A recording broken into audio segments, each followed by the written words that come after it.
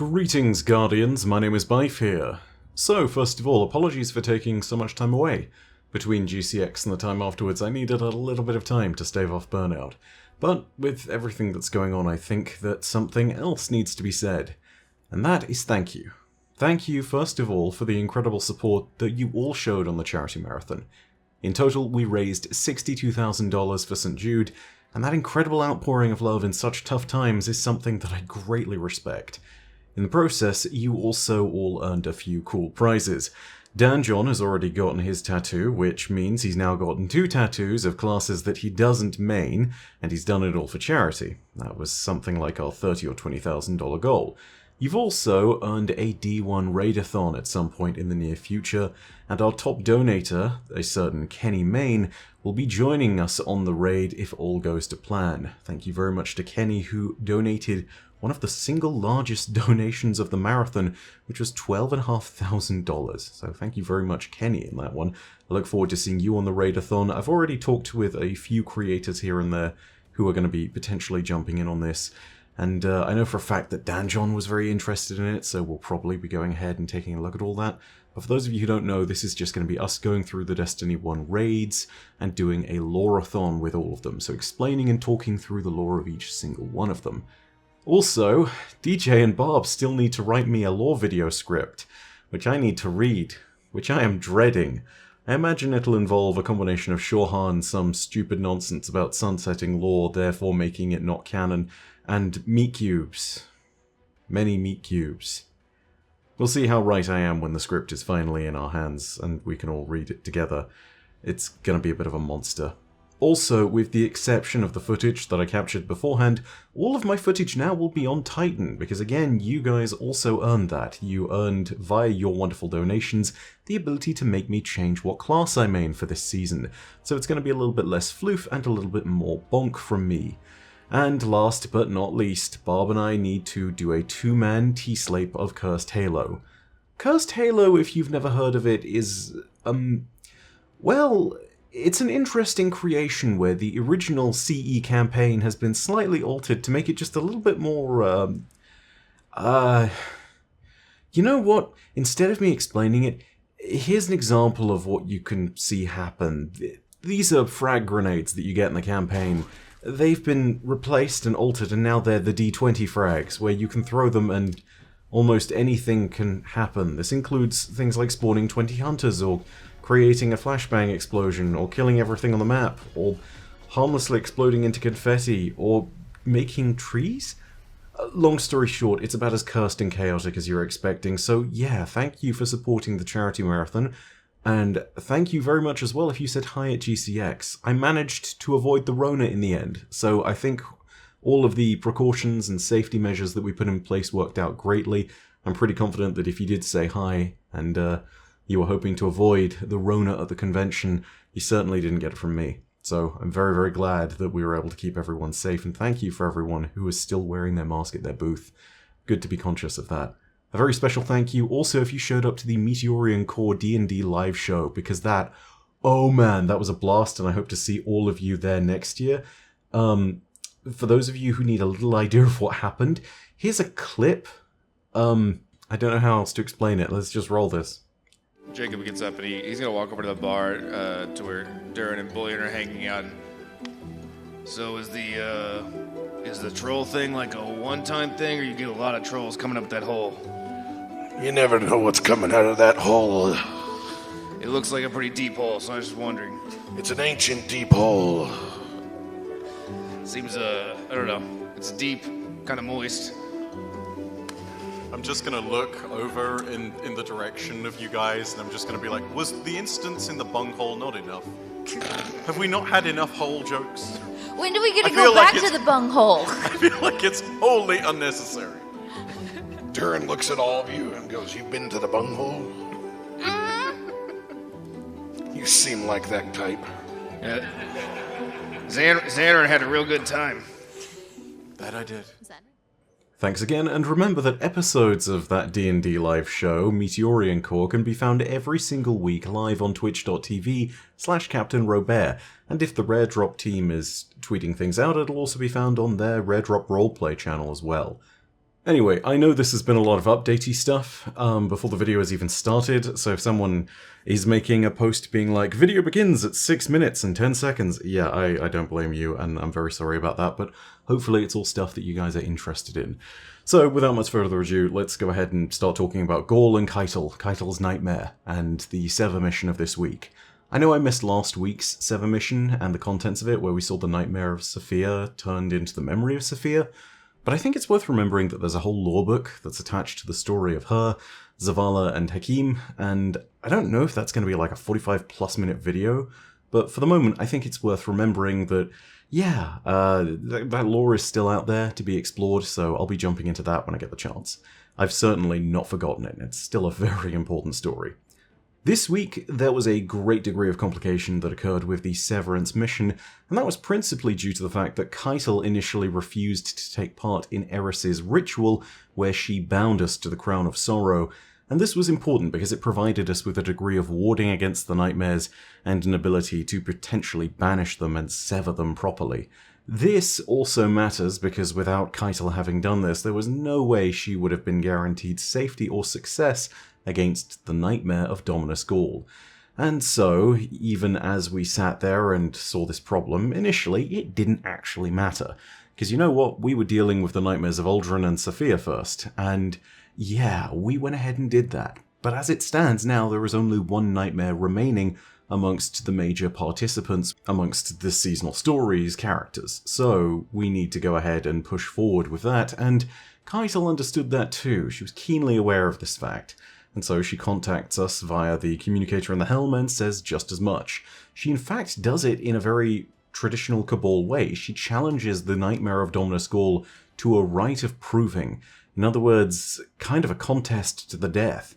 This is the moment at which we really need to go ahead and intervene, and it's something that is, well, the nightmare remains because Keitel's not successful, and it's perhaps even a miracle that she's still alive. So yeah, it looks like Keitel will be joining us in a ceremony or ritual next week, and we will be able to excise the remnants of Dominus Ghaul, the nightmare that's been dredged up. But I think today what I really want to focus on is why Dominus Ghaul is realistically Keitel's nightmare, and what it is she really fears.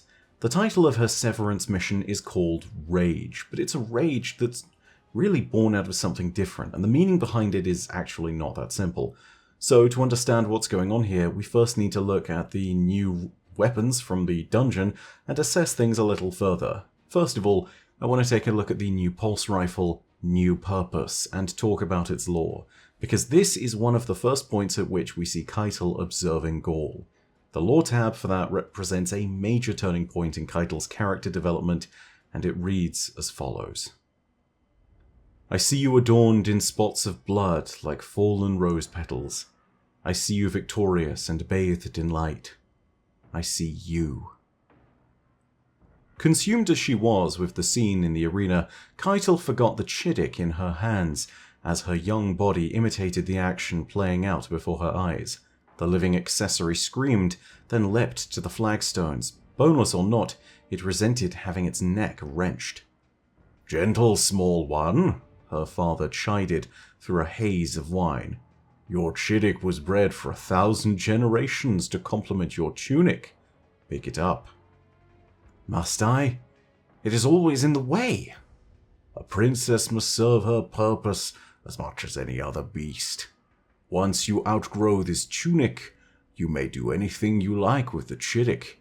Eat it, perhaps. They are scrumptious boiled in wine with bitter herbs. But for now... Yes, father.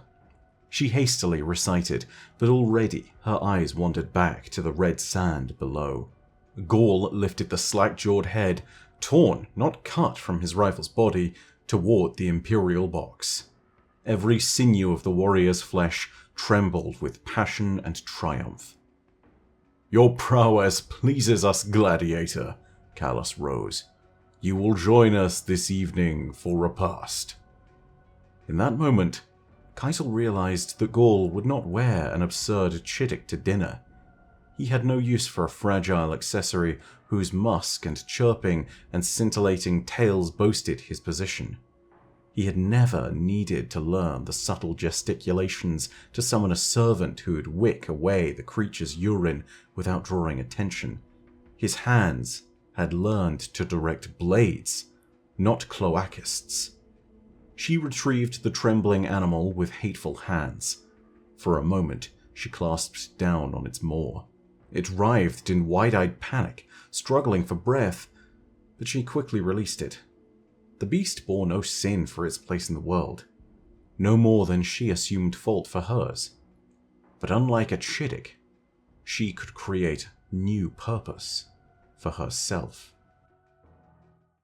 When Keitel saw Gaul and his conquering stride within the arena, she knew that she did not have to be the daughter that her father had envisioned.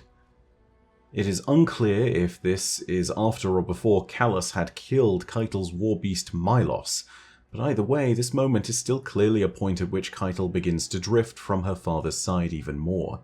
The path this would lead her down is one that was given direction in this moment, and it would define her as a warrior, someone willing to champion her people's cause and fight on the front lines with them. It's probably this moment that influenced her decision to study as a pilot under the tutelage of Amuna Rath, the Evocate General and Primus of all legions. This clearly led to her preference for military training and power armor over palatial recreation and the typical court gowns that her father expected her to wear. It clearly impacted her life greatly. But what's more, this would not be the last time that her and Gaul would see each other.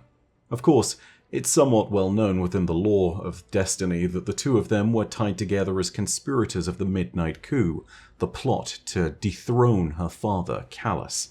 However, Gaul and Keitel would also know each other as mentor knows student.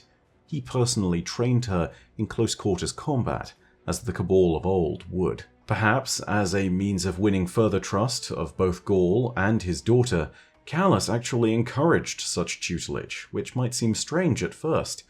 But remember that he was keen to dote on his daughter in his absence, as he was unable to attend due to the requirements and responsibilities of being emperor, and he was also keen to assure that his Ghost Primus remained loyal and thus elevated him to a position that showed clear trust. This was because Callus could see the shadows of conspiracy all around him, and he decided that the Ghost Primus would be an excellent weapon to drive them out.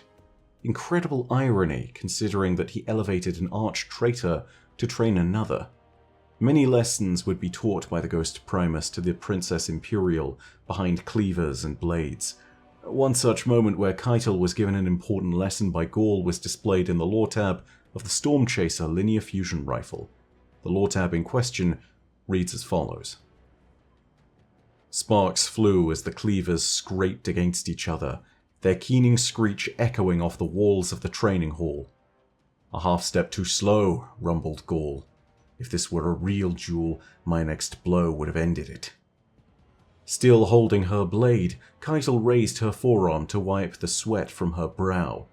Do you talk this much during a real fight? Gaul laughed. I'm not in the habit of tutoring my opponents.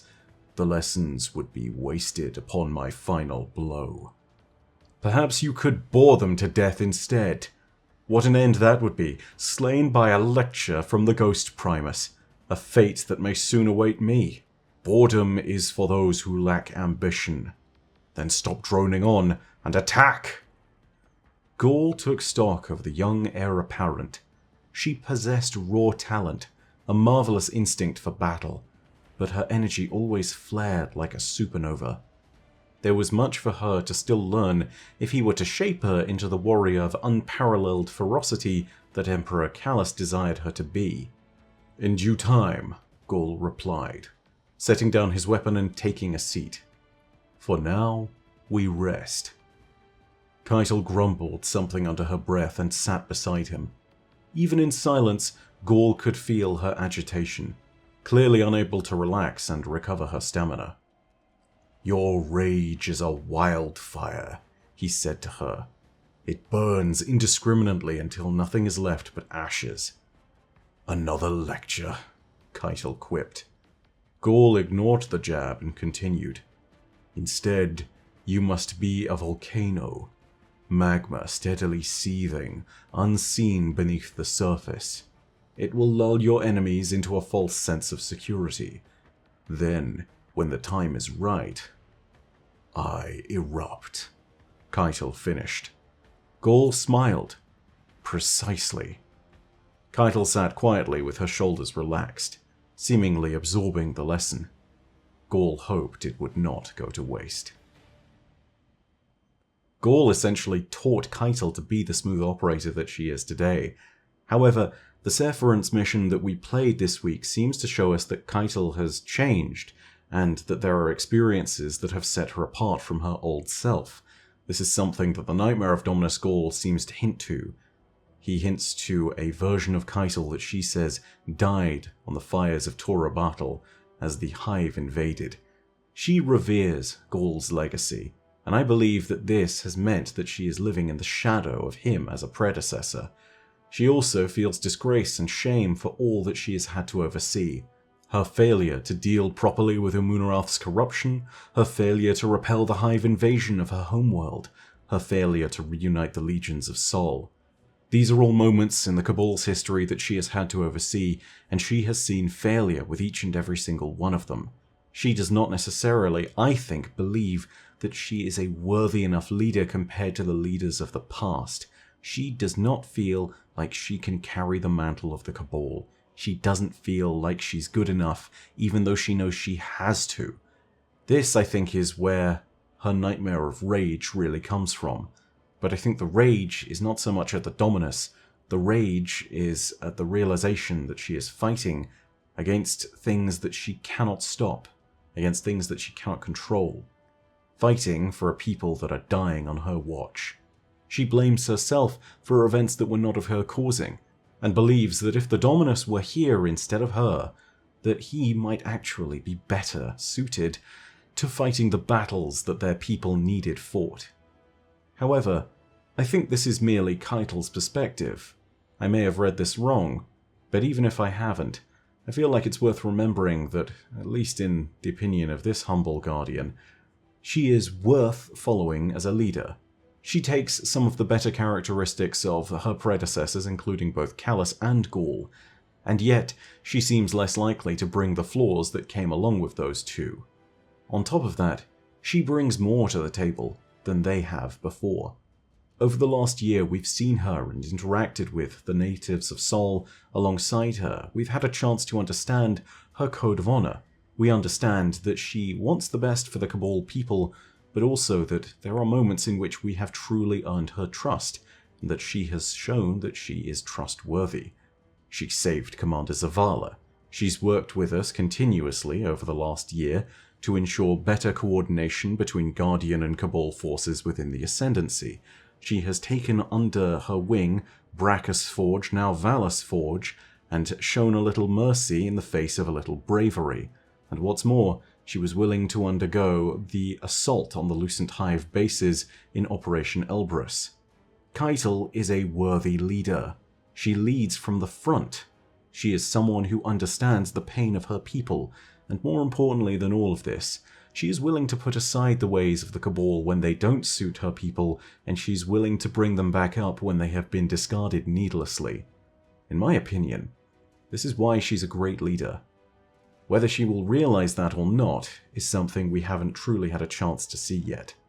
If that resolve is something that she discovers in the weeks to come, then hopefully that will be enough to banish the nightmare of Dominus Ghaul, and to show her that she is worthy and does have the power she needs to save her people. She just needs to believe in it, and perhaps to see a little more proof of it. But that's all from me for now. I hope you enjoyed the video, and I hope this gives you a better understanding of Keitel's nightmare, Dominus Ghaul. If you did, go ahead and leave a like, and know that you can leave your comments down below in the comments section. Of course, you can also hit subscribe and the bell next to subscribe to turn on email notifications. But as per usual, know that your viewership is quite enough for me. And in the meantime, my name is Byf. Rodacia ad Astra. I'll see you, Starside.